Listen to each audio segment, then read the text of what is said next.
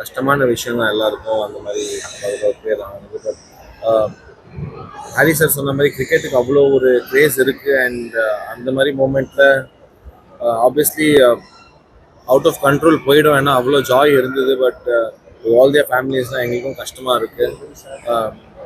Feel sad for everybody. But இந்த மாதிரி அடுத்த வாட்டி நடக்கக்கூடாதுன்னு எல்லாம் waiting. New action, fresh team, எல்லோரும் ஃப்ரெஷ்ஷாக இருக்காங்க. அண்ட் ஒரு மேட்ச் தான் நடந்திருக்கு டோர்னமெண்ட்டில், இன்னும் கேம்ஸ் இருக்குது.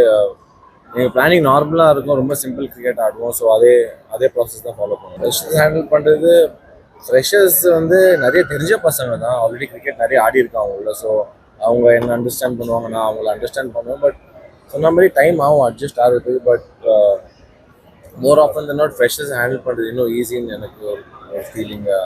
ஏன்னா அவங்க ரெடியாக இருப்பாங்க என்ன ரோல் கொடுத்தாலும் எடுக்க. ஸோ நார்மல் எப்படி ஹேண்டில் பண்ணணுமோ அதே மாதிரி ஒன்று மேட்ச் என்ன பண்ணணுமோ அதே மாதிரி தான் பண்ண பார்ப்பேன். நத்திங் டிஃப்ரெண்ட்டாக ஒன்றும் பண்ண மாட்டோம். அதே ப்ராசஸ் தான் ஃபாலோ பண்ணுவோம் நாங்கள். அதனால தான் சக்ஸஸ் கொடுத்துருக்கு லாஸ்ட் 4 இயர்ஸ். அவ்வளோவா சேஞ்சஸ்லாம் பண்ணதில்லை. ஒரு 2 லாஸ்னாலலாம் சேஞ்சஸ் பண்ணதில்லை அவ்வளோவா. முடிஞ்ச அளவுக்கு அதே தான் ஃபாலோ பண்ண பார்ப்போம். ஒரு நாள் ரிசல்ட் வரல, கரெக்ட். பட் நாங்கள் ஒரு ப்ராசஸ் செட் பண்ணி இருக்கோம், அதை நோக்கி தான் போயிட்டுருக்கோம்.